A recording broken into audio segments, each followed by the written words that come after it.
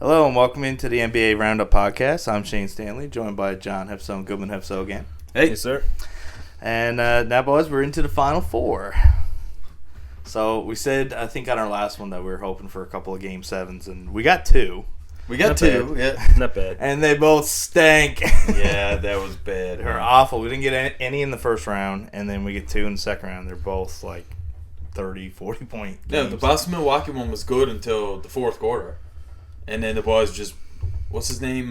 Grant Williams? Yeah. What the hell happened to him? Jesus, Ray Allen. Yeah. Just the embodiment of Ray Allen suddenly. He took a million shots. God damn, that was impressive shit. But they were all threes. The team I think I'm most excited about is Dallas. Just because the way they kind of manhandled Suns. Yeah. That was pretty wild. Pretty crazy. It was looking like Phoenix was going to run away with it after Game 5. Yeah. And then Dallas rattled off two straight. Even after the first two games. First two, yeah. Well, I got to toot my own horn. That was my pick for a team that can make a run way back in episode, I think, 2. Nice. So, go me. Yeah. Now, I'm not saying, I mean, obviously, I picked the Mavs in a sweep in this series. I picked Phoenix, but yeah, I don't know. It was it was quite the turn because it was another one of those series where every home team won. And then the home team just wasn't playing at all. They didn't show up. Game 7. I think their C-level team showed up. Yeah. Well, I was listening to Shannon Sharp on the drive over, and he was saying it's like if you work for a company and all the higher ups went on vacation at the same time. Yes. And you had just a bunch of like junior staff workers around trying to run the place, and it's just a disaster, and the place is on fire. And you ever see the SpongeBob meme?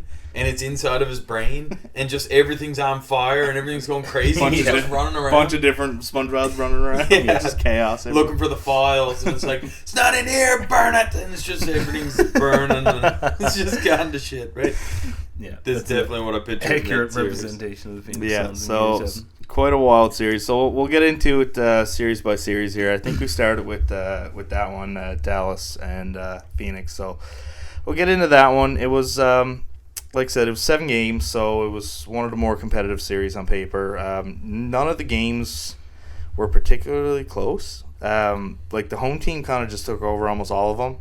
The closest game here by score was 7 points in Game 1, and then after that it was 10 or more pretty much the entire way through. Pretty much, yeah. A couple 30-point games, wins in there, 20, and then 10s, so it was pretty gross. The home team just, I was saying when I was looking through these games, I was saying that every time I felt like I was looking through these games, the home team was up by 10. Yeah. In almost all the series, there was a couple close ones that came down to the wire here and there, of course, but I just felt like the home teams were really dominant, and like we kind of see that makes sense. Like the top 4 seeds came through in both sides in the first round, so I mean the home teams were playing well there, and couple weird Game 7s. Yeah, I mean it's been a strange playoff, I think, to say the least. It has been, yeah. Yeah, in Game 1, Luka goes for 45, 12, and 8, and they lose by 7. Right? So you think, okay, this is going to be the Clippers series all over again, where Luka just puts up insane numbers, but ultimately you're playing a too experienced team, and you can't take them down. Then he comes back and does the same thing, 35, 5, and 7 in Game 2, and gets blown out by 20. His stats would have looked even crazier if it was a bit of a tighter game, right? But yeah. The turning point for me in this series was, I don't know if you guys seen it, but it was Devin Booker lying on the ground, and he looked at the camera, and he said, he faked the injury. He just laid down on the ground, and he said, it's the Luka special. There was actually something that happened before that. I don't know if you've seen that, yeah? but Luka called him a pussy ass. Nice. Yeah, he looked at him right before that and said that, and then he fell and he said that. So it was actually a feud the whole time. Okay. Yeah, I seen that in one clip, like the Luka thing first, and then that. So I don't know if it happened that order, but so there's been a lot of shit talking, I guess, between those two guys. And I don't know if you've seen, there was another instance where, I don't know if it was the end of the game or the end of the half, where Luka was kind of just dribbling the ball out, and Booker stole it from him, and he was just like, what the hell, man? Yeah. He's just trying to dribble out the clock. And he just stole the ball from him. He's like, and you could tell as he was walking away, he was looking at him like, giving him these dirty eyes. And he was saying something to him. And he was just Doncic is surly, buddy. yeah. He's crazy. Like, he was like, every time he would hit a shot, he'd die laughing. Yeah. Right, and then there was another one too where like Booker was like, you know, kind of just there, like hands on his knees, like kind of bent over, and like Luke was like right next to him, and he was just next to him, just staring at him, That smiling, picture is awesome, just yeah. savage, man. It's just like he don't care, and like even like there's games they lost, like if he was hitting shots, he was still laughing and smiling, like he didn't care. It's just a savage, just like you can tell he's like having fun. Yeah. In a But he's demoralizing the opponent. yeah, it's like What do we got to do to kill this guy? He's laughing, and we're up it's 3-2. breaking down the other team, but it's doing it in a way that's like competitive. Unconventional. Yeah, it's different. Yeah. It kind of reminds me of a like happy-go-lucky version of Jordan. Just the way that Jordan just constantly is just humiliating his opponents. Like That's why Jordan was so scary, because he do it with a straight face. yes, he do it straight, and he was serious. Yeah. I'm It gonna was roast your ass. almost more of a threat. Yeah, pretty than much. anything else. Do you really want me to do this right now? Because I will. Yeah. And he usually did proceed to do it. So just like popping over to the Phoenix side, won't jump straight into Game 7 just yet, but like Chris Paul had a pretty poor series. I believe his last like 4 or 5 games were pretty bad. So like was it an injury? Was he wore down? Is he just getting old? Does he not have enough help? Which I can't see that as being one of it, but like I know, almost none of them showed up for the last game, but he particularly had probably the roughest series on their side. The way I look at it, yeah, I think it's in the final 4 games this series. He took 36 shots, which is an average of what? 8 a game? 6 or 7, Yeah. Yeah. Right? And he hit 18 of them. 50%. He took 18 threes, made 9. 50%. And his free throw percentage was fine. So I think it was, like, if he's making shots like that, it can't be anything too serious, and you haven't heard anything come out so far as far as an excuse from management or coaching or whatever. But, for him, I just feel bad, man, because I don't know how many times he's going to get this shot again. He's 37 years old now. Like it seems like, because his birthday was during this series, and as soon as he turned 37, it was like he fucking grew old. And it was like it happened overnight. He went home, something happened to him that night. Like he ate too much birthday cake or something, and he came back and he just was not the same guy. They put poison in it or something. Crazy. Yeah. He went over the top of the hill in a matter of 12 hours. Yeah, it was like, I just find too, like I feel bad for him, but I'm starting to not, just because like there's a point where it's like, okay, you've had this many chances, just do it. Like this, there's a couple teams now he's been on, a couple times he's been in the conference finals, a couple times that, and just getting into a couple stats from the game 7 that I wanted to bring up. One of them was, this is the 5th time he's been up 2-0 in a series and hasn't won it. Damn. So he's had so many opportunities to go a lot further. I mean, again, he's had his runs where he's went pretty far, and it could have been more. I'm pretty sure he's like 0-5 or now 0-6 in Game 7s. Yeah. Wow. Yeah. Which is absolutely brutal. And going back to the 2-0 blown lead, like the finals was one of them from last year. Like they were up 2-0 and then lost 4 straight. They didn't even make it to Game 7. No. So I mean, it's just been real ugly at times, and Phoenix, they'll win the first 2 games at home. They've done it quite often in the past 2 seasons, and just run into trouble. I mean, more times than not. Obviously, they won more series than they did in the past 2 years, but yeah, I mean, it's just like, it's rough to see, especially this year. 64-win team. I mean, it's hard to believe they'll run that back and have the same success as that. But I mean, you have to think with him too. Like, there's probably little value. I don't know what his contract situation is. Is he a free agent or anything? He's getting $90 million over the next 3 years. Okay, so he's locked up there. He's still locked up. So do they move him? I don't know. I was hearing about a potential trade with Lakers.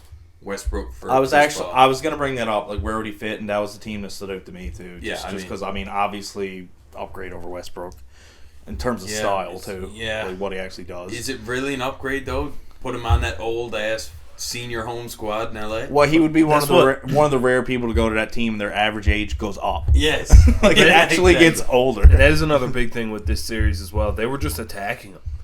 Yeah, On maybe defense, it just fired him out. Yeah. Well, that's what I said. Like, was he wore down? Like, was he just taking a Just couldn't beating? play I guess? both ends. And, I mean, they were just isolating him, scoring on him over and over from wherever, whenever. And like you said, trying to play both ends at the age of 37, not the easiest thing to do. LeBron doesn't even do that anymore. Yeah, and against Luka, where you got Chris Paul on you, he's backing you down in the post and giving it to you. Yeah. Down on the elbow. He's only like 6 feet tall, man. Like, yeah, he's only 6 feet tall, and Luka's what, 6'8", and he's got some man strength. he does. Yeah. So he's pounding on Chris Paul's chest over and over, 10 times a game. It's like, Man, God. I never realized how good Dallas actually was until this series. Like, when they beat Utah, I was like, all right, well, you beat Utah. Like, who hasn't beat Utah in the past 3 years? And, like, wow. it wasn't really much of a big deal. And, like you said, you seen Brunson and Dinwiddie. They were playing really good in that series when he was out, and then he came back, and they handled their business. But then this series, like, down the stretch, man, like, I never realized how deep this team actually is and how good they are defensively and how good they are at shooting a three. And, like, they have 6 players who are averaging double digits. Like, they're really deep, I too. want to touch on that point because, okay, let's say you're Golden State looking towards their team now in the next series. So you're looking, just look at that Game 7. Doncic had 35, Brunson had 24, and Dinwiddie had 30. So that adds up to 89, I believe it was. The rest of the team had 6, 5, 5, 3, 3, 3, 3, 4, 2. So their other guys didn't even play well, didn't even shoot, basically, and they beat the number 1 64-win team by 50 at one point. That's On the road. Yeah, it's ridiculous, man. and their guys around them weren't even doing a whole lot. No. Like, imagine if they're all start shooting and clicking. Like, Man. it's unbelievable to think what they're capable of if everything is going right. And, I mean, you're going up against a team that obviously likes to shoot threes as well. Yeah. Yeah. So, like, I mean, you can't mess around. They're going to need those guys. I mean, I'm not saying just, put all the onus on those 3 guys. Like, I mean, obviously, you can't do that either. But, Yeah. It's crazy, man. I vastly underestimated Dallas. And, like you said, going forward, extremely dangerous. They could get to the finals and win. But I will say one thing. Well, that'll be in the preview. Yeah. Well, I was going to say that something after. too, but Yeah. I just want to touch on a couple last things there about Phoenix. Ayton only played 17 minutes in Game 7. I mean, the game was over at that point, but seemed like he was coming off. And again, I was listening to Skip and Shannon. They were saying that it looked like the coach said you quit on us, and he just went on like a tirade and got really upset about it, and he had to be like restrained on the bench. I mean, it's Game 7 emotions and all that, but none of them really showed up. And again, what Shannon says, like all of them collectively, all their big players just didn't play. Like, I don't like. It's so weird to see that. I mean, you can't expect them to see that going forward. And like, I don't know what it was that started this, or for those guys. And it's funny. I see so many posts after the fact of like, just that the league had posts on their Facebook page or whatever of shoot rounds, and they're like, "Oh, Phoenix looks so ready for Game 7." It's just so ironic. You see that, and I'm just like, man, they got murdered after this. Like, it's just, I don't know. It was just funny. It was all coming up, but like, I got to give hats off to Dallas. Doncic in closeout games, he's just crazy. Right now, he's the all-time leading scorer in the playoffs. Yeah, I got his stats Even higher here. than Jordan. He had four must-win matchups throughout his career so far. He's averaging 38, 9.3 rebounds, and 8.8 assists. So almost a triple-double with 40 points. Like, he's going to show up. it's like LeBron. It's like LeBron stats. It's just crazy numbers, right? It's like LeBron when, like, in Against Cavs Detroit days and like, against Boston. and back in Miami as well. Like, Yeah. just putting up monster stats, like shit you couldn't even. Nobody else other than LeBron can do. You know what I mean? Like, and it's he's at consistent. that level. It's consistent. It's consistent, and Like, like you said, like you don't mention him in the same breath as LeBron because they're like similar players, but physique and like athleticism and all that completely different. Mm-hmm. Like not even close. Oh, it's a different playing style, yeah. But like you said, their output is relatively the same. I think the interesting thing too was like his points per game actually went down when they won. So I don't know if there's a point where he takes on too much. Yeah. Like those first 2 games they lost in Phoenix. Like his point total was, I think, 38 and 35 or something. In Phoenix, he had 45. Those and next 36. 2 wins in Dallas was, I believe, 28 and 26 or 26 and 26 or something like. So his point total actually went down. Yeah. as it went on. It seemed like he and they learned won to more trust games. his teammates more and more. Like, you saw the development of team player Luka. Yeah. Just throughout one series. Mm-hmm. It was like he didn't have to do it all himself, right? Yeah. And That's the thing with him, though. He can do everything. he can. He really, there's almost nothing that springs to mind that he really can't do. Like, maybe his defense isn't top notch, but like, He's still a big yeah, body. he's still a big guy, yeah, especially for the position he plays. I mean, geez, he's huge. Yeah. Yeah, so I just got one more thing to note here. That if Chris Paul's game didn't look bad enough as it is, I'm going to make it look way worse. So he had 9 points total. Mm-hmm. He went 3 for 3 in the fourth quarter when they were down by 45 and had 7 points. So he had 2 points through the first 3 quarters. And the game didn't even matter for all of that either. Like The only it was starter that over played in halfway the through the fourth. second. The only starter that played in the fourth was Jalen Brunson. Yeah. That was it. Mm-hmm. And he got 7 points. Yeah. Absolutely gross. Slaughterfest. Boys, let's move on from this. Absolute 'Cause that was absolutely gross. I can't believe they didn't show up. Getting into one of the more exciting series, early on for sure. Yeah. Golden State and Memphis. This was wild and chippy. It was really. It was chippy. definitely the most chippy series, I think. So we had game 1. The Warriors pull it out by 1. Just before halftime, Draymond Green hacks Dylan. Was it Dylan Brooks? It was one of their bigs. I think it was. Was it Jackson? I think it was Dylan Brooks. Maybe. And maybe I'm wrong. But either way, he gets a flagrant 2 and is kicked out of the game. Golden State continues to rally, and they end up beating them by 1. That was Ja gets the last second shot. I think that was the best game of the playoffs that was phenomenal. so far. Yeah. Clay's defensive play at the end, Yeah. where he forces Ja far to the left, gets a circus layup Yeah. off backboard and over him. Yeah. And they win the game, of course. The Grizzlies come back, obviously at home. It was a must-win game. They win by 5. Ja had 47 in that game too. Yeah, that was ridiculous. So that was his biggest game that he had. He stole that one. Down the stretch, I think he had 13 of their last 13 points. Mm-hmm. And he was just getting to the lane with floaters, and you just cannot stop it, right? But there was also another thing that happened in that, which was Dylan Brooks gets a flagrant 2 as well. Yeah. 3 minutes into the game. Mm-hmm.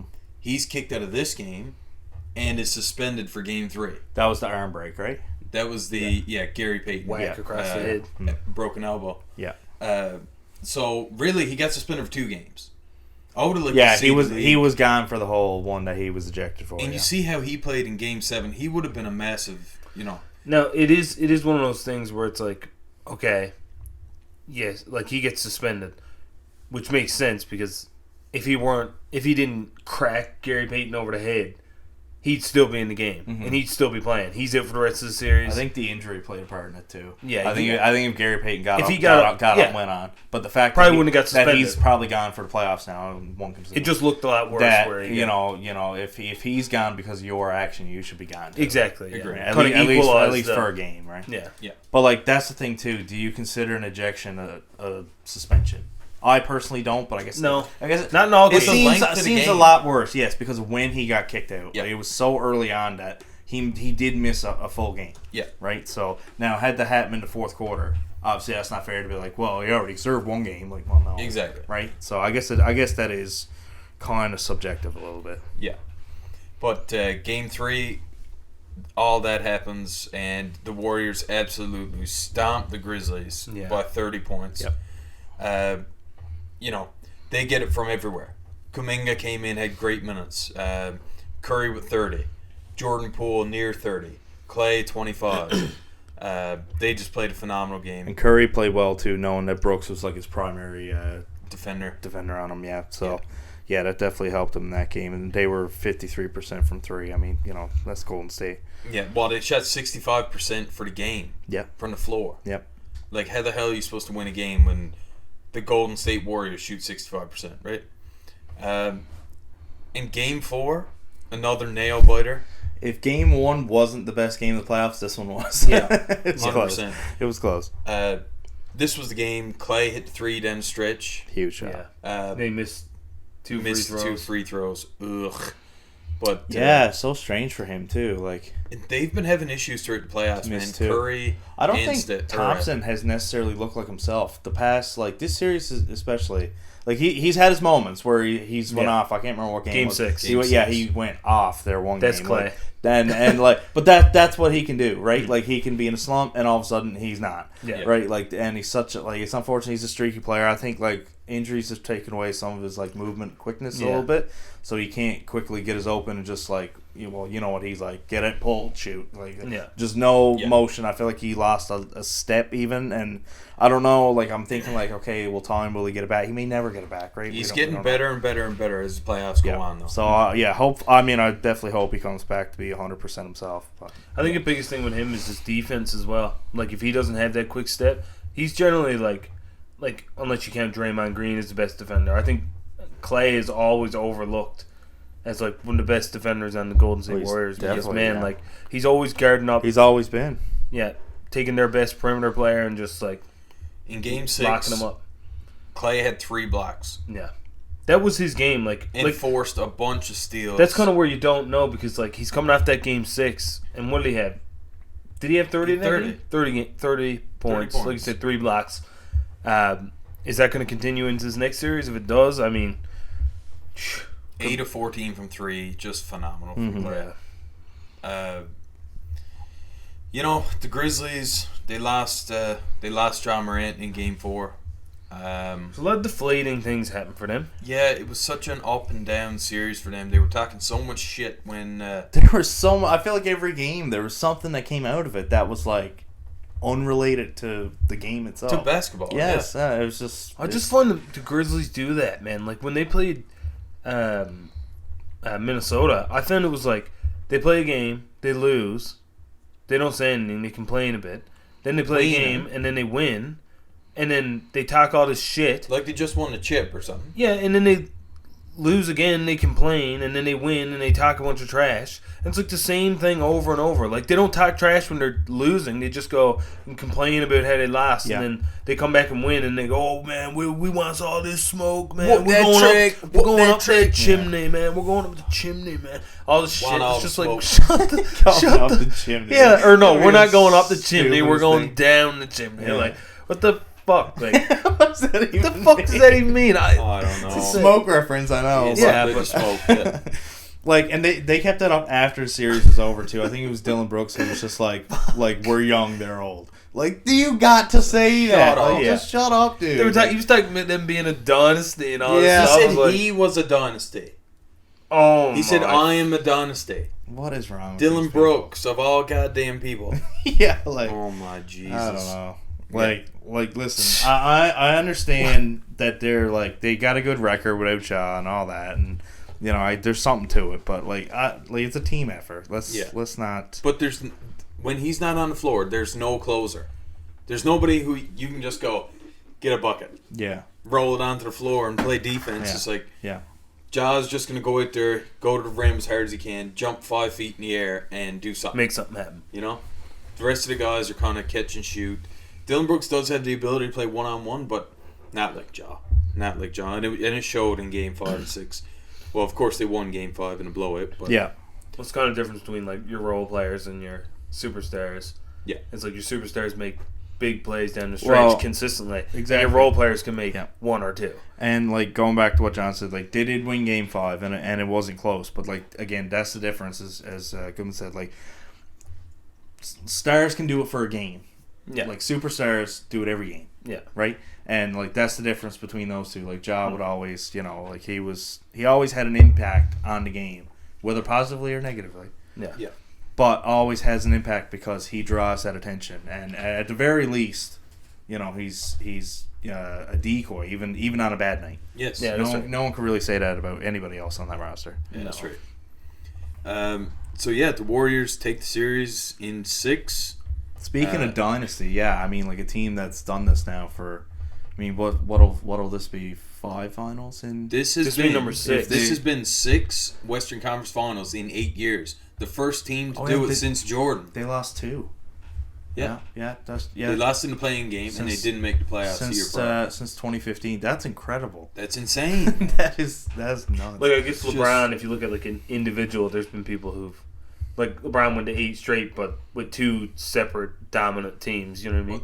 Well, But for the same franchise, that's even more impressive to me. It's not like I'm just gonna go join some team and do it. But like you said, the boys are just hanging around and taking new young players like Jordan Poole and these guys and Kuminga, and just saying Kuminga, even Gary Payton, like those guys, and just saying, "Come on, boys, let's go." Yeah, we're all learning. Yeah, like they never fell off the track. Like they got there on their own, and then KD came, and then KD left to go do it again with someone else to prove it. And then here they are without him, proving it again. Yeah. So I mean, really, like it's really hats off to the core that's there. Cause, it's just franchise excellence, man. The owner, the GM. The coach, and there's always been there's always been injuries and stuff thrown at him. Like there's always something in the way. It's never easy.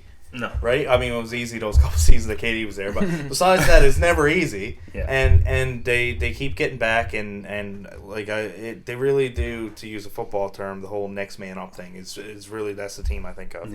Yeah. So let's move over to the East here now. Get into the Miami and Philly series. This has been a weird one too. Yeah, this was a really weird series, so man. strange. Joel Embiid misses the first 2 games, and he didn't even travel. So I mean, like John made his pick based on whether or not he missed 1 or 2 games, and we knew about 5 minutes after we got off that he wasn't even traveling. I think I left, I got home, and I seen that he didn't travel. I think as soon as we ended the podcast, you were like, yeah, he didn't even leave. So I mean, that was seemed like the series was over right then. But then he came back. Yeah. And all of a sudden, Philly's got all the momentum. James Harden looks like himself, and we'll get to that. He looked like himself for 1 game. And it's 2-2, and then you're thinking, my God, they win one more on the road here in Game 5. They're going home to clinch. Like, my God, it's all roses. And then Game 5. I got a question for you. Is that really looking like himself if he only does it once? Well, for that, he looks like former James Harden. Back to what I said. Like, is he a superstar that's now a star? Because a star can do it for 1 game. And a superstar does it every game. Yeah, now he's the guy who can only pull it out. He looked like former James Harden. Yeah. I think those days are gone. I think it was Embiid might even said it. He's not Houston Harden now. Like he's not going to come out and do it all. He's not a scorer. He's a playmaker. Yeah. Like he pretty much just said, "Dude can't shoot." Pretty much without saying it. I like Embiid, but he's starting to seem like a shitty teammate too. Yes. Like the way he's coming out, like he just dogs. He said Simmons it multiple too. times, man. Yeah. Like, he does not mince words to the media about his teammates. He's just screaming for help every year. Yeah. I think this series was Jimmy Butler slapping the entire 76ers franchise in the face and saying, I cannot believe you took Tobias Harris over me. Absolutely insane. Like, when you look at it in, hindsight's 20/20, of course. But, Jesus, playoff Jimmy, he is a beast. Like, what do you do with him?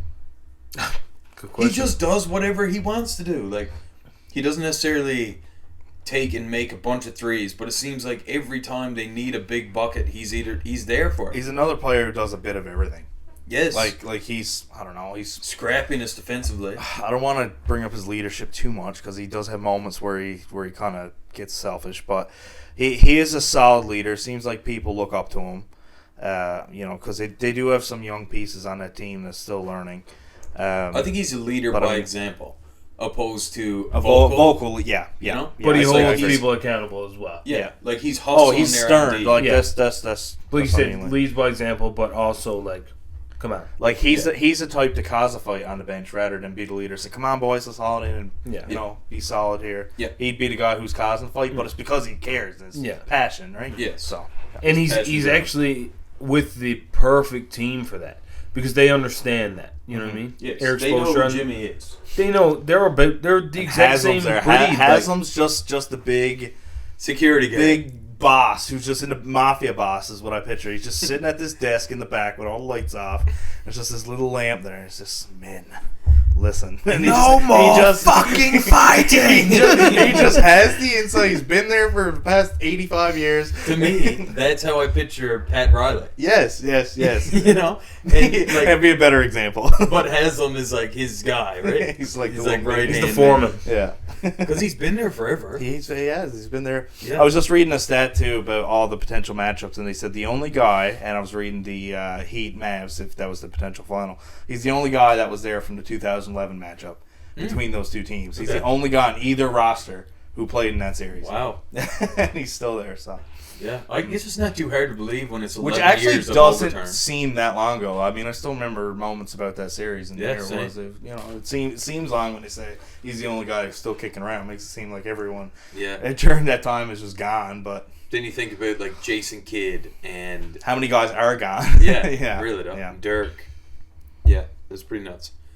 But I mean, Game 3 obviously is just a major effort by all the Heat players here, and a no-show by James Harden. That was another thing when Philly did win those two games. I think somebody asked Harden, like what is different, and he was just like, "Oh, we're learning more as the series goes on." And it's just like, you got Embiid back. That's what happened. Yes, why not? He just didn't mention him at all. He was just like, we're learning more about the Heat as the more the games go on. Like, that's not the difference. Like, the difference is you got a second place MVP voter, who's playing on your roster again. And it was bizarre that he didn't bring him up. This team is crazy. It's so stupid. They're such an odd bunch. And now we get to Game 6, and the Heat kind of take it by they win by 9, but it seemed like it was always in hand for me. Mm-hmm. Yeah. And it's on Philly's home floor, of course. Jimmy Buckets, 32, 8 and 4. Joel Embiid had 20 points, 12 rebounds, but ultimately a no-show for a superstar player in a potential closeout game. Yeah. And the biggest thing that I hate about this team is they come in to the press conference after and they say, "Yeah, we just didn't have the intensity tonight. Miami was just a better team and all this." And it, to me, it's just unfathomable because it's Game 6 of the conference semis, and it's like, how are you not up? You're about to get closed out. No. You don't need any more motivation than that. At home. Yeah. Like, you got the home crowd behind you, and you come out flat, and your excuse is you had no motivation? The worst word you could use in that. Like, what are you talking about? Like, just draws me insane. The only thing I can think about, just looking at it here, like, Danny Green only played 3 minutes because he got hurt. Like, did that shake him up? I don't know. Did, like, one of their teammates getting hurt? Like, I don't understand what, like, I mean, Harden looked like he didn't even shoot. It was like Stephen A. was saying on first day, he thought he did it on purpose. Well, he only took, 3 shots in the second half. Yeah. And James Harden goes, "Yeah, I passed the ball and it just never found me again." Yeah, he said he didn't. Shut up! They didn't pass back. You bring the goddamn ball up the floor. If you want a shot, you can take it. Yes. You're the point guard. Yeah. You're James Harden. You've done all this They never before. stopped him before, taking 30 shots every single game. No. Especially with The ball just especially didn't come with back to me. Green out. I mean, you had 3 other players, almost 4, take more shots than he did. Yeah. He played, almost the most minutes behind Embiid. Starting to think he's forgetting that he's James Harden. I don't know. I think he's lost his identity. I think he like Embiid's like, okay, he's a playmaker now, and I feel like at heart, he don't know who he is. No. He don't know if he's a playmaker or a shooter. Yeah. He don't know if he's a leader or follower. He don't know if he should be taking more shots. But then he says, when he was on Brooklyn by himself, he said, "Oh, I don't want to be taking all the shots by myself. I want other people around me." And then he does, and then he don't shoot at all. It's bizarre. So, when he went from Houston to Brooklyn, and of course they did play a few games together, Kyrie and Kevin Durant. Yep. You had 2 scorers. Let them go. They're going to take it to the rim. Yeah. They're going to pull up from wherever they want. Mm-hmm. But these guys are perimeter scorers. They have the ball in their hands, and they're working one-on-one. Joel Embiid doesn't have that option. He can't take a guard straight up and drive to the hoop. No. He can't do a step back Jimmy from 3. Like, the option is Like, not there. he can. He's that good. Yeah. But, I mean, he's not your primary ball He's handler. not like Kevin Durant. Like, No. You know what I mean? No. So, James Harden didn't have to have the ball in his hands and create a shot for Kevin Durant or Kyrie. Yeah. So, he was just out there facilitating and in motion most of the time. And now he goes to Philly, and it's Joel Embiid goes into post. James Harden got to try and create something with screens and picks and switches, then get him the ball.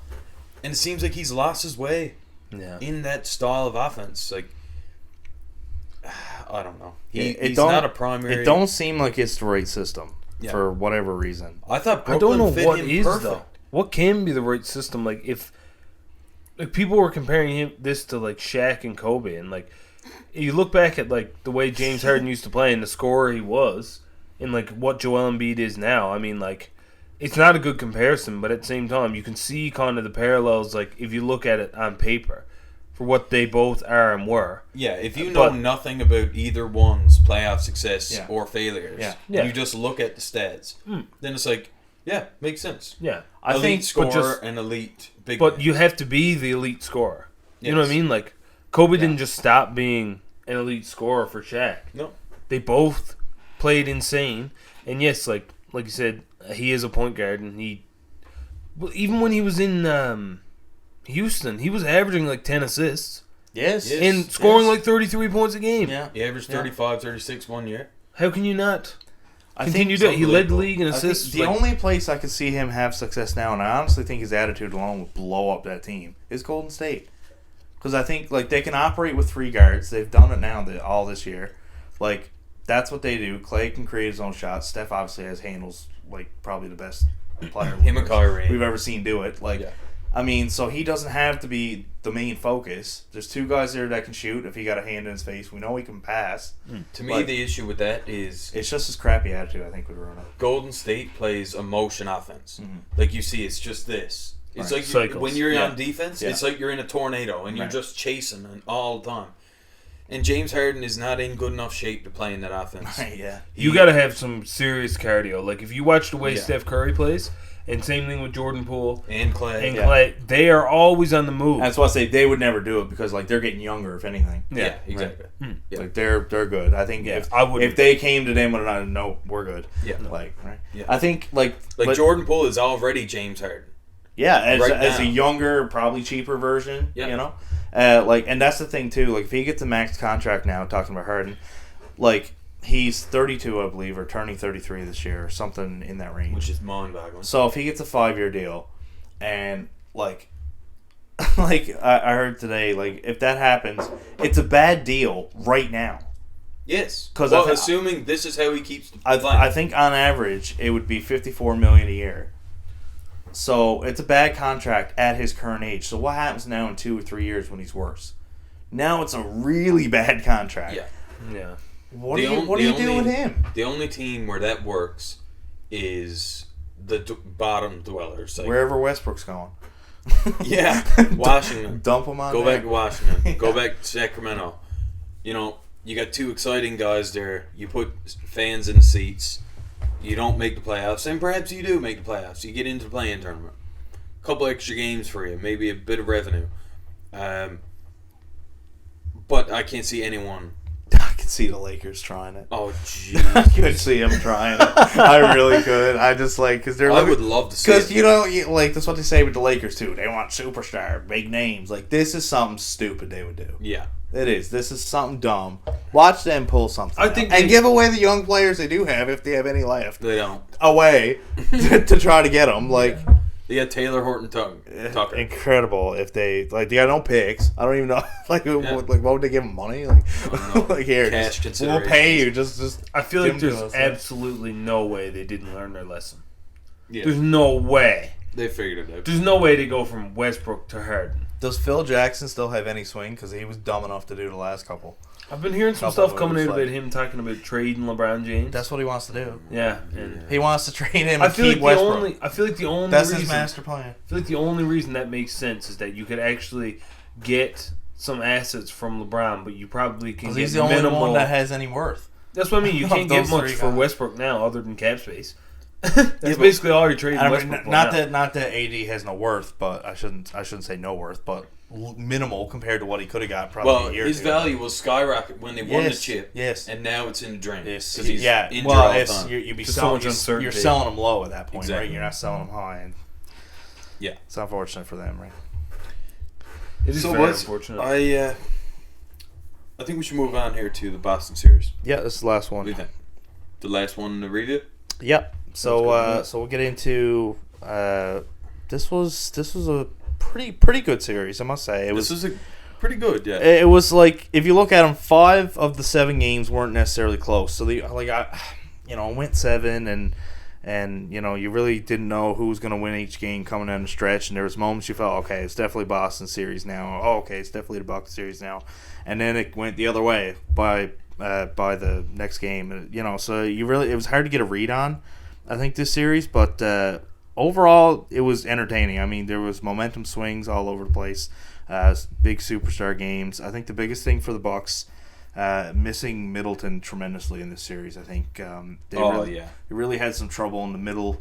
I mean, they just went Giannis or bust to a certain point. Guy can only do so much. By Game 7, when they finally took him out at the very end, he sat on the bench. He just looked exhausted. Yeah. Like they wore him down to the studs. I mean, it was nuts.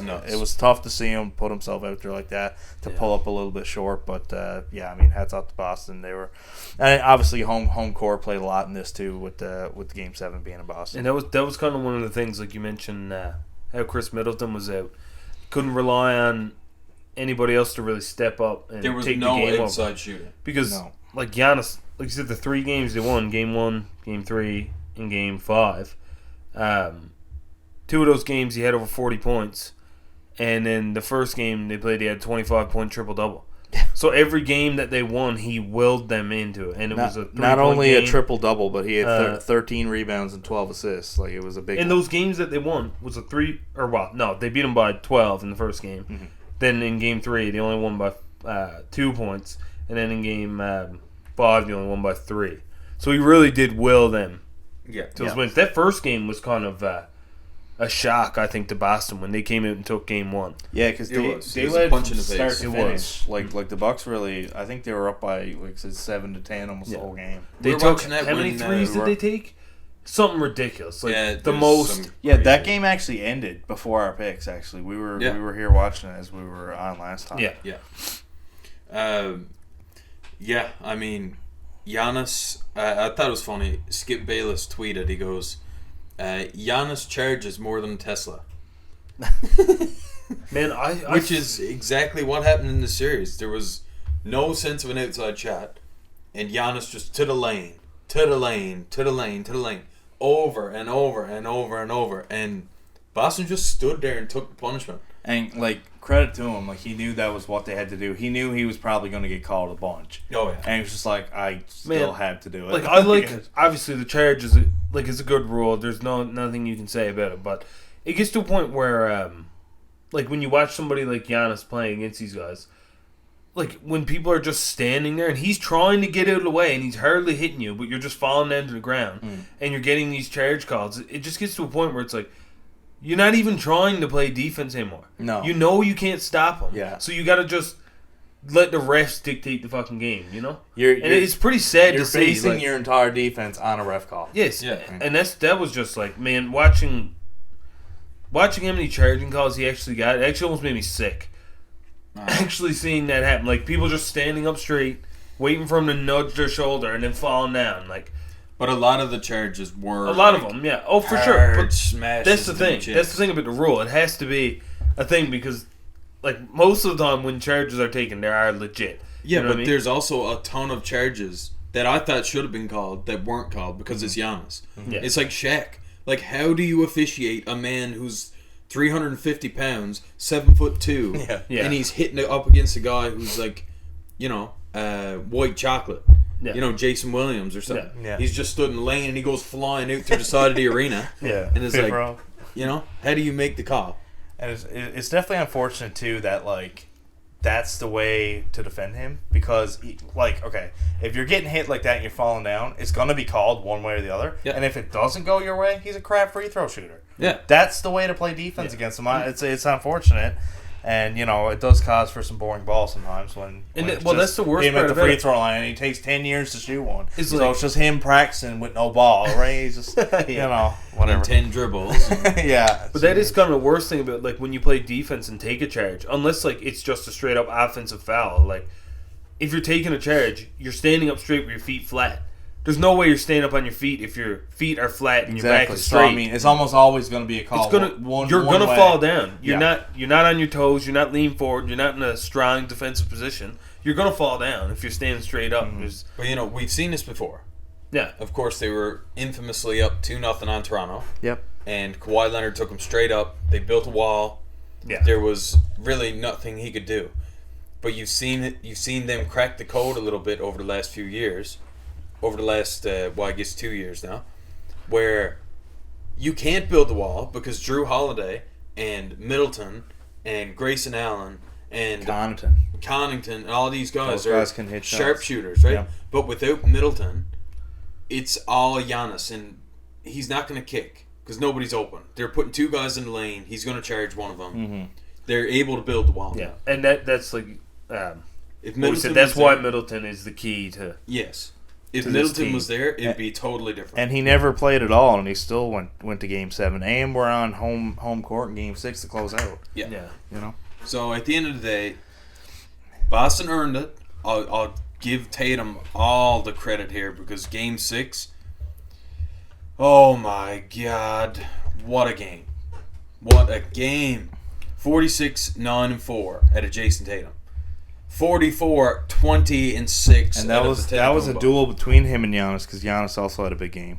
It was the craziest thing I've ever seen. It was 90 points combined. Giannis goes down the court, crams it, and then Jason Tatum comes down, bumping in the post, fade away Jimmy, swish every time, and then comes down. Giannis gets to the lane, lays it up. Jason Tatum comes down from 3, swish. The fourth quarter, I don't think Jason Tatum hit the rim one time. Yeah.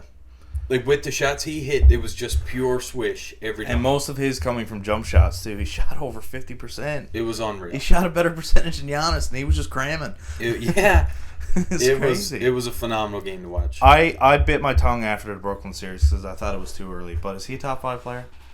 Tatum? Mm-hmm. I'm not going to make a call on that until this. That's how I felt after Brooklyn. I was ready to almost say it then, but I was like, man, after this now? Yeah. Going head-to-head with Giannis and coming out on top. Well, you've seen flashes of this before. If he wins a championship, right, I think it's fair to say it then. Yes, Jesus. I think especially so, if he beats Curry or somebody. Yeah, for sure. Yeah, definitely. But man, we've seen this before, though, right? Against LeBron, he crams over the top of him in Game 7. Yeah. And that was his rookie season. They ultimately lose. And, we haven't seen much of Jason Tatum in the past few years. The whole Kyrie They played Milwaukee, I think, last year, and Milwaukee won in 6, I believe. I'm not sure. Because they swept Miami in the first round, I think. They did, yeah. And then they played Boston. I think they won in 6. And, so it kind of... right, Tatum, to me, hasn't shown me enough yet. That flash against LeBron, phenomenal. Mm-hmm. Love it. Yeah. I need to see more of it now. And he showed me something crazy in this series, and especially against Brooklyn. Playoffs. They've never been on that stage yet. No. So he's trending in the right direction. He is. I've been impressed from what I've seen from them making second rounds and whatever like this. This is, I think, the highest stage. Well, they were in the conference finals in his rookie season. That's when they played LeBron. Against LeBron. Right, okay. But that was one of those things. It was his rookie season. Yeah. They went to Game 7 against LeBron James. Yeah, that's right. And although they didn't have Kyrie, but at the same time, you're playing LeBron James. He's first year year going to in the squeak league. it out. Come on. I mean, if there was ever a time for him to lose the conference finals and have an excuse, it was that year. You know what I mean? Yeah. If he gets He's there, a rookie. There in Game 7 this year and loses, then it's that was almost the same as Bron in 07 going to the finals. Yeah, exactly. And, nobody shamed him for losing that season. I don't know. See, as these players are getting older and older, I'm like, okay, and I'm just writing them off. And then I realized Tatum's only in like his 4th or 5th season. He's so young. Yeah. So he's got another 10 years to make an impact on this league. So he's probably, what, like 25, 26? Yes, like he's so young. And I, like, you know, you kind of write him off a little bit after a couple, like... He's 24. Oh my god. He's my age. And Jaylen Brown's probably 24 as well. I'm not even getting into He's actually born 2 days after me. high-profile players that are Not playing that- sports that are younger than me. The list is too long. Don't ask me where I'm getting these stats, but he was born March 3rd. It was 2 days after me. Wow. Same year. Nice. Same year. Yeah. Jesus. And here we are talking on this. That could be me, man. podcast. That could be me. Yeah, it should be you cramming on Giannis. Imagine. God. Yeah, but ultimately Game 7 was it was a good game up until the 3rd quarter. Up until the 4th quarter, I should say. And then, buddy, it was the Grant Williams show. He, how many threes did And he who make? would have said that going into that game, right? Nobody. He made 7 of 18 threes, 27 points, led the team. Just phenomenal effort from him. Milwaukee just kept leaving him wide open. I just, I couldn't They understand. stuck to their guns. Yeah, they did. They They wanted did to not take want- away Tatum and Brown. Exactly, yeah. Yeah, it's one of those things you see at football a lot too. Like, we're going to take away the one guy. If you can beat us with everybody else, we'll tip our cap, and that's what happened. Yeah, that's right. Sometimes you got to do that, man. Yeah. I guess it looks better to. I don't know if it looks better, but it feels better to lose to the others than lose to their number one guy who's now like, I just like all over you. Especially, I mean, that's just- that's obviously your game plan too, is to take away who's doing the damage, right? What's their strength? Yeah, exactly. Yeah. And just, like, nobody thinks Williams is going to shoot 22 shots. And he's most certainly not going to be in your ear fucking calling you off after the game. Like, Demoralizing. Yeah. And then the Pritchard guy off the bench had 14 as well. And he had a lot of his points came in the 4th quarter. Yeah. He is crazy. Like, it's like they were secret weapons and they just hauled them out at the last second. Yeah, it's like an we're unveiling. expecting that, were you? Yeah. It's like they got the robe draped over him and they goes, pulls it off, and it's just these two guys. Secret card. Yeah, like Pritchard made a couple step back threes, and I was like, holy shit! Crazy. God, is it Steph Curry out there? yeah, No, man. it's Peyton Pritchard, who I've never heard of before. But he's playing well. So Playoff P. it's going to be exciting now going forward. Let's get into our previews, boys. Start with the West. Yep. So Dallas and Golden State. God damn, this is gonna be a wild series. I mean, so we'll start. We got Luka on one side, we got Curry on the other. Star power's there. Do you consider that a wash, or do you give anyone this specific the advantage? I give Luka a slight edge because I think Yeah. he necessarily does more than Curry, but he has less with him behind him. So we'll say Doncic is the number one player in the series. Just say Doncic +1. Doncic +1. So we got Because it's like 1A, 1A, 1A, 1B. Yeah, it's So we it's got hard to say he's one Doncic, Curry, Curry, Doncic. Yeah. Then we got who? Thompson. Thompson. Then we got Jalen Brunson. Jordan Poole, maybe? Or Yeah, that's what I say. And they're almost in the same tier as like Curry and Doncic. I don't know which one to put ahead. Like, Yeah. it's close. It's close there too. So you can say Golden State has 3 of the top 5. Yeah, I think that's Safe to say? that's fair. Yeah. Yeah, that's regardless that's of where you put them, 4 Yeah, or 5 4 for or Jordan 5. Poole. Yeah, yeah. And then you got Draymond Green, who is maybe 4. Won't light up a stat sheet either, but the intangibles he The brings. impact. Wiggins is there too. Wiggins could be 6. Dude, he's Which is crazy. It's someone you kind of forget about sometimes. he's averaging 14 and 7, on 50% shooting and 40% from 3, which is a solid stat line. And Like defensively, oh my God. Yeah. He's finally blossoming into the player that, he was drafted number 1 overall. Yeah, And he never really, he fits well here. yes, in that death lineup, he's the hustle player. Him and Draymond are getting on the boards, and Yeah. the 3 guards are just creating a hurricane, and Yeah. it's hell for the defense to deal with. So, for me here, I'm going to go Golden State in 6. just because of, like we just said, Golden State probably has 4 or 5 of the top 8 players in this. Yeah. Or 7, depending on, your own ranking. The impressive thing about Golden State for me is they average 28 assists a game. Well, Dallas is at 18. So they get 10 extra easy buckets a game, I'll say. Yeah. Assists is, for Golden State, is usually your pass to the wide open guy and he's hitting a shot. Whether it's a layup, a floater in the lane, or wide open 3. Right. And they out-rebounded the best rebounding team in the league in the Grizz. Yeah, see, I think that's kind of what this series is going to be. It's almost like both teams are going to be playing small ball. You know what I mean? Yeah. They might put in Looney or, what's his name, Kuminga, and maybe exploit Dallas that way. But I feel like for the most part, it's probably going to be a small ball game. But even with small ball, they still out-rebounded. But that's their what I mean, Grizzlies. and that's probably what it's going to come down to, like second chance opportunities and stuff like that. Yeah. Now, Dallas does have a really good defense as well. And I think that Dallas is deeper. I don't think that they might not have as They don't much have of a top-heavy sexy team. names, right? No, but yeah. they are getting production of like 6, 7 players deep, where Yeah. Golden State's more like 5, maybe 6 actual serious contributing players. You know what I mean? Yeah. Probably 6, I'd say. Well, you got the 5 in death lineup. Yeah, You got Looney. yeah. You got Kuminga. Which they're only averaging like 6 points or No, something. well, each. Looney had 20-odd rebounds in the last game. Yeah, so and- he is a serious contributor. Yeah, that's right. I don't want anybody to take anything away from him. No, for because sure. He has been absolutely phenomenal when they had him in the game. Yeah, He just hasn't played enough, right? yeah, But when he does, dominates the boards. yeah. Uh, And maybe that'll be the key in this series is who can control the glass. Yeah. You know.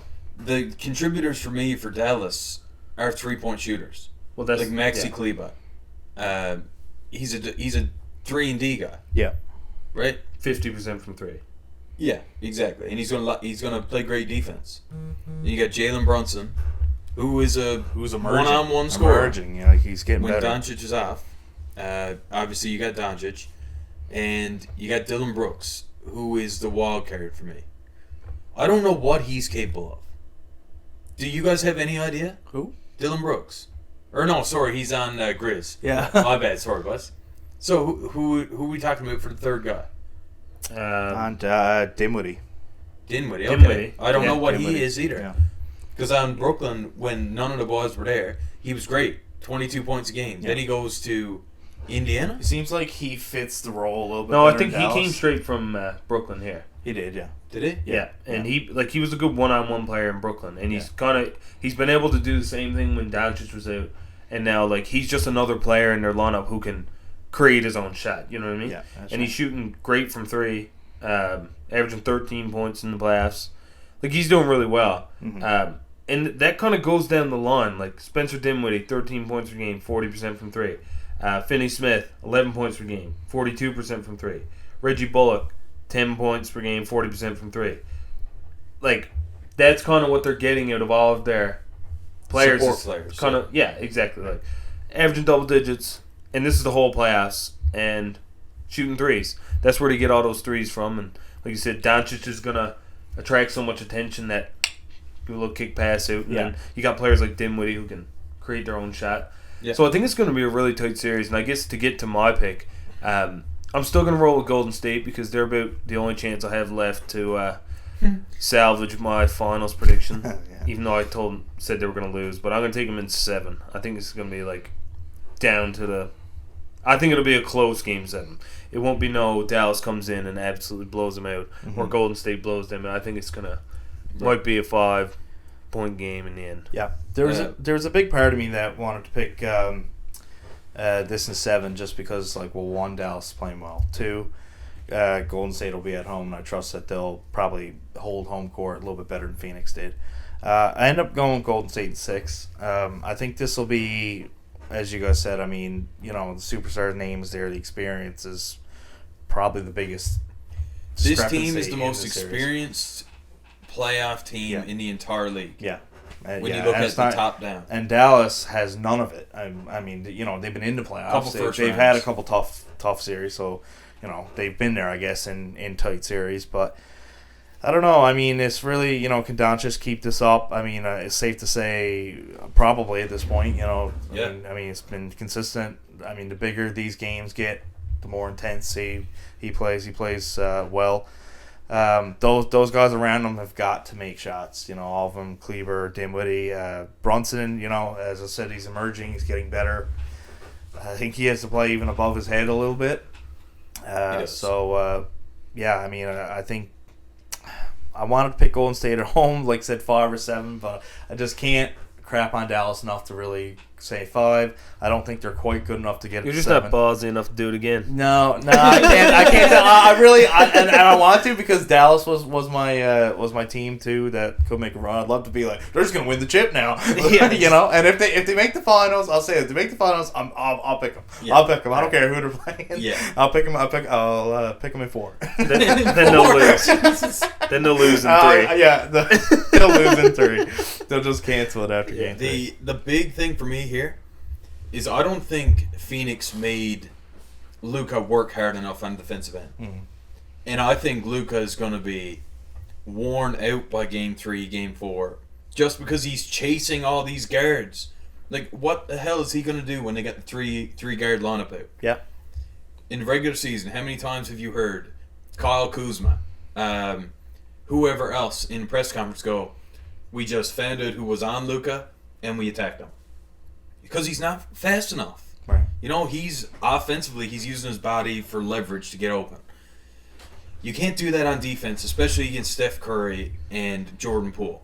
These guys are attackers, and they're small, and they're quick, and they're coming off ball screens, and it's gonna, for me, I think Doncic is gonna be run off his head. I think that's probably the worst part. The worst part of that dynamic is that, like, Jordan Poole and Steph Curry, they're not just 3-point shooters, but they're slashers, like you said. So they're gonna, like, take you out to dribble, and then the next play, step back 3. Yeah. Now, you're gonna play it now? Cutting inside. And, man, like you said, that'll play with your mind, and it'll wear you out. There's just so many options. Like, who do you put Luka on? Can you put him on Wiggins? Well, if you put him on Wiggins is coming up setting a pick for Curry, and you're getting Curry on Doncic. Mm-hmm. Jordan Poole got the ball. He's guarding Looney. Looney comes out, sets a pick, you're switching. It's Golden State is just so versatile, and so they can win in so many different ways. Yeah, and they could do that with 3 or 4 different people. Exactly. Which is insane. Because everybody there is an absolute expert in screen setting. And they all know the game plan. Body positioning. Everyone knows their role. Yeah. Which is the biggest thing. Like, Doncic has now just realized his role is, I don't need to put up 45. I need to put up 28 to 30 and get everyone involved. We need double-digit scores. That's the thing. They need everybody. So I think Golden State might say, Doncic is getting his, everyone else beat us. Let Doncic get 45. Who cares? Yeah. It's like the jaw kind of thing. Well, it's like if they draw attention to him and put it like their best on him, and he still gets 35. Let him go off and get 45, 50, and take away everything else, and hope that keeps him to 90, 100, and he then can't score 120, and then those players will just outscore him. Yeah. That's what I think. All right, so just a quick recap: you had Golden State in 7, Gudmund. Yeah. And then me and John had 6. Yeah. Right. Okay. All right, so we'll move over to the East now to close this one out. We'll have number 1 seed Miami Heat go up against number 2 seed Boston Celtics. This was, I don't know, I thought this was a pretty easy pick, honestly. I know you guys will probably get into it a bit deeper, but I feel Boston is just playing crazy right now. I got them in 6 because they'll be home again for that game. I think they're just playing above, like going back to what I said earlier. I think Tatum's really approaching top 5. I think he's, again, ranking the players that are in this series. He's definitely the top. I think Miami would take probably the next couple slots when you go down through, because they got a couple guys that are been there. They do have the experience edge a little bit going to the finals a few years back too. They do have home court, so I'll give them that. But they are a great team. I'm kind of talking myself up on Miami a little bit as I'm going through it a little bit. But and I do like them. I would prefer to see them win the series. Boston's probably the team I least hope wins the finals at this point. But yeah, we'll see. I think Jimmy would probably be on Tatum. You're gonna have to have Tucker out there. Tucker, Jimmy, Tucker, totally forgot about him. And Yeah, Tucker, man, Yep. he's a great 3-and-D guy. Mhm. Probably the best corner 3 shooter in the entire league. He's gonna be out there. I totally forgot they had him. Kyle Lowry's not. He seems like he's a. He's still out as of now. He's a shell right now of himself Yeah. because he So- hasn't played in a while. Even if he does come back, is he 100%? Yeah, All that. But for me, the key factor in this is Victor Oladipo. Is he the Victor Oladipo of old? Can he get you 20 points on a consistent basis? I don't think consistently. If he gives you 20, He's had a game or two where he's came out, but for the most part, he's kind of been behind. I know he's playing a lot more to Lowry's out too, so Yeah. that helps. But yeah, he's super athletic, and he had multiple quad tears. I don't know how he came back. He's not quite as athletic as he was. no, But he's still the versatile slasher and the rim attacker that he was back in Indiana. I think Bam could have a big series too, based on just Boston has had injuries in the middle. Williams is playing now, but he has been playing. I think he missed 10 games so far in the playoffs, just due to soreness. So it's not necessarily an injury, just His knee, isn't it? Yeah, it's knee soreness, and just looking at the news there of today, Horford and Smart will be out. So they said in that looks like he'll play a lot of time. So does that re-aggravate stuff? Is he 100% yet? Will it stress out his knee a little bit, like playing a bit more? If Bam's down low banging on him, like we'll see. But I mean, if they get any more injuries in that spot, we'll see how long Horford's out. I actually think it's health and safety protocols, so it could just be a game or two. So I mean, that will definitely affect them for sure, especially the way Horford played late in the last series. He was coming on really strong.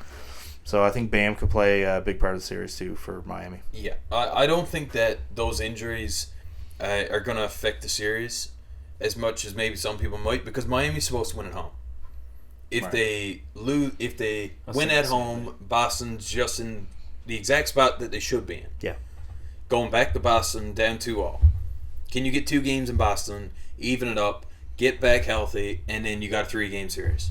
Well, yeah. I mean, if they, like in that instance, if they win the 3 in Boston, you only got to win 1. Exactly. So whether it's game 5 or 7 or whatever, right? Yeah. Yeah, man.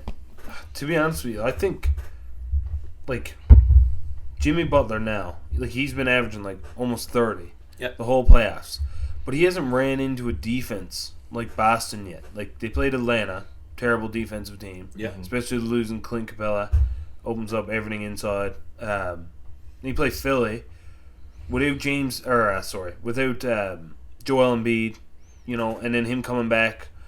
Not, I think there was some mental stuff there with him as well, with his injuries and not wanting to take contact and stuff. So that opens things up. Now coming in and playing against Boston, Boston's shown you time after time they took Kyrie and basically eliminated him from the series. And they did the Kevin same Durant. thing with Kevin Durant.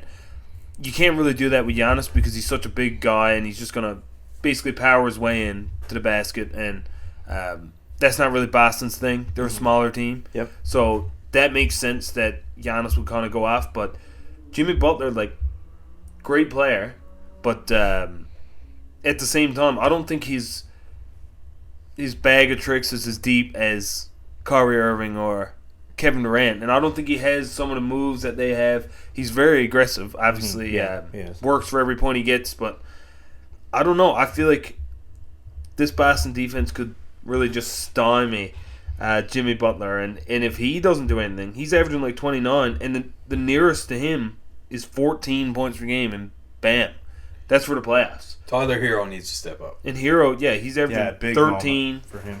He's only shooting 27% from 3, 42 He averaged from field. 20 in the regular season.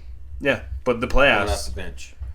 he hasn't really. Are we been gonna playing get great at all. a Duncan Robinson sighting at Man. all? He'll play a little bit more. He's this only been series. playing 10, 11, 12 minutes a game. It's like they don't trust him, or I understand. Well, Strus too has really stepped up and hitting he's a been lot playing of great. a lot of shots. The thing about Robinson is he's a defensive liability. So who are you going to get him to guard out there against Boston? Mhm. You got Tatum, you got Brown, you got Smart. Those are your 3 guards, right? Ball handlers. Yeah. He's going to have to take one of them. He's big and he's long, but he doesn't have the lateral quickness to keep up with either of them. And it's just going to be barbecue chicken, as Shaq would say. for either one of those guys if Duncan Robinson comes out and plays in the game. Now, maybe when Jaylen Brown is off the court, Smart is off the court late in the first quarter when usually the Stars take a rest, and early in the second quarter. Same with the end of the third, early fourth. Maybe you can get him out there and get some good minutes, get some shots up. I know he's not quick, but Strus kind of does what he does with the shooting. Obviously, Yes, but he's thick too. Like he's big. Yeah. So he's hard for Boston to like blow by him. I think. Yeah. Like it really, like I said, he might not have the quickness to keep up, so he might be a liability too if they choose to do it that way. But yeah. Did you make a pick? No, I never. What do you got? Yeah, I'm gonna take. Dun dun dun. I'm gonna take Boston in 6. Okay. Yeah. I'm gonna go Miami in 7. 7. I thought you were gonna go something off the wall there. I thought you were gonna say 4 or 5. Oh my God. Something crazy. Boston in the Milwaukee series, to me. So after the Brooklyn series, I'd mentioned on the podcast, is it due to Boston's excellence, or just,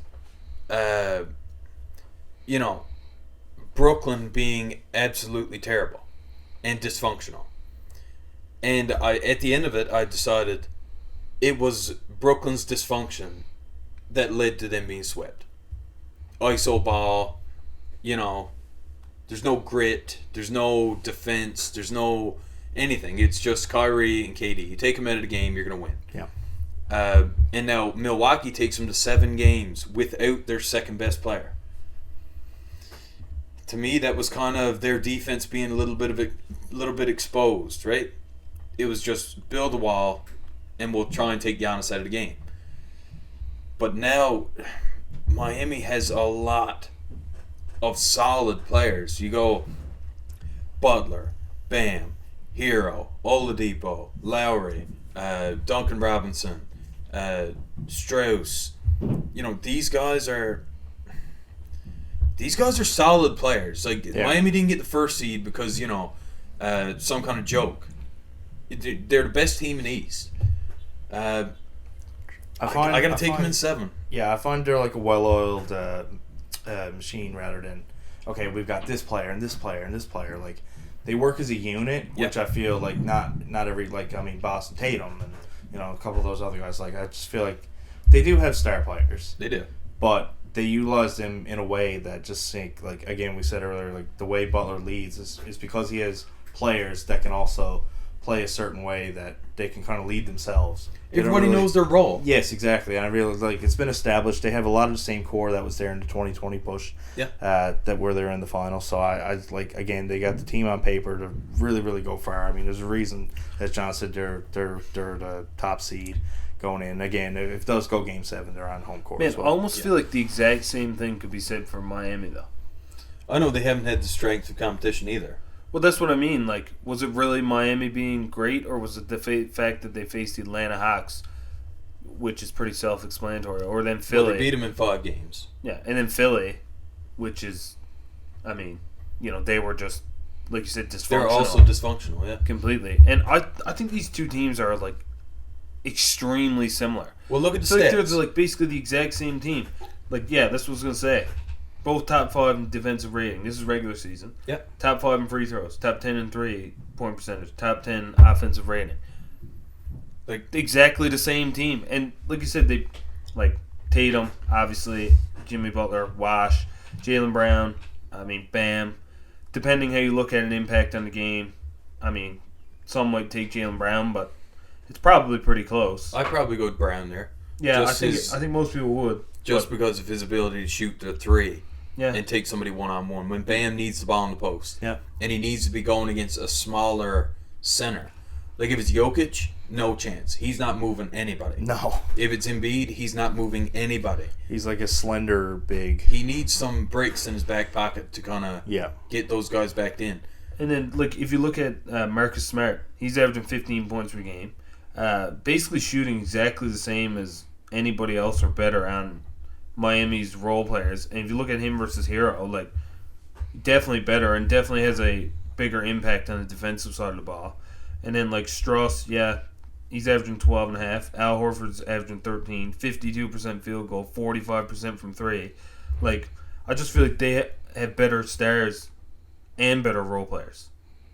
I just feel like defensively it's a wash, but offensively I'd probably give my edge to Boston. I just trust more players on their team.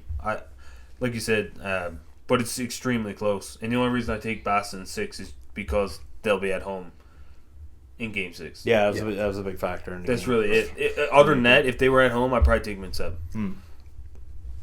I just think there's something about this Miami team. Yeah. And I think it could go either They're way. scrappy. See, I feel that way about Boston.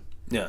I just feel like they're like a team of destiny right now. I feel like if The you way- choose the one, way they're it's playing. the exact same argument for choosing the other. They're Yeah. pretty much the exact same team. Yeah. Well, they're just. It feels like they're taking down all the beasts, right? Like Brooklyn and the champs and now the top seed. It just feels like there's a narrative there for us. And then Golden State Warriors, Warriors. potentially slave Dynasty. dynasty. You know, like it's funny. This the way fairy tale matchups are ending. turning If out. Boston were to beat LeBron in the Eastern Conference Finals of Tatum's rookie season, who would they go on and play? Golden State. Yeah. So we might finally get that matchup. Yeah. If you guys are right, obviously. Yeah, like if you were to list 4 potential matchups, that's probably the one I'm looking forward to the most. Will be Boston, Golden State when it comes to like matchups and like Star kind of thinking power. about how it would play out. I'd be more positive in a pick, I think, with the other 3. Yeah. So I mean that's really the matchup I'm looking for. Like Yeah, I feel like any other matchup, I like Dallas and Miami, like Dallas and Boston. I like Miami more, so I'd like it if it was Miami and Golden State. But like I don't know, the more Boston wins, you're kind of winning me over a little bit. Yeah. Just because I mean, obviously, like you got to just give them credit with how well they're playing. To be honest, I'm not upset with any outcome that comes out of this. Any team that's left that wins the championship, perfectly fine with, man. Yeah. Dallas, Miami, I don't feel good about that though. That finals matchup. That's some reason, probably I just wouldn't be probably I 4. feel like Golden State Yeah, or if Boston you has can to be imagine. in for it to be like. One of the 2 at least. Yeah. Yeah, totally agree. All right, so anything else, guys, or is that I think good? that a bit covers Pretty good. it, I yeah. feel like that was pretty good. We spent some good time there going through the 2 matches. We're down to 2, so I mean we're kind of down to 1 game per night. Like it's really getting down there now soon enough. I mean before we know it, next time we're on probably it'd be looking at the finals. I mean Yeah. yeah, really. I feel like the playoffs has gone kind of quick. Like it's. Feels like it. Yeah. It's been 4 weeks, I guess, right? Yeah, I mean, it's really a month in. I mean, these playoffs. I mean, when you look at it from the start date to the end date, it's like I said, over 2 months. It's pretty long, but I mean, it's been going by quick. I mean, like I said, there's been some quick series. We didn't have any Game 7s in round 1, so that sped it up a little bit. Yeah. Round 2 was every team won at least 2. So I mean, that stretched it out. But now we'll see. Hopefully, we get 2 good series again. Yeah. Look forward I to it. hope so, man. All right, so next time you hear from us, hopefully it'll be for either, like I said, if those long series, we won't be back, but it could be a finals preview. So that's it now. Enjoy the conference finals. So for Shane Stanley, John Hepso, and Gudmund Hepso, well, thanks for listening to the NBA Roundup podcast. Take it easy. Peace out. See ya.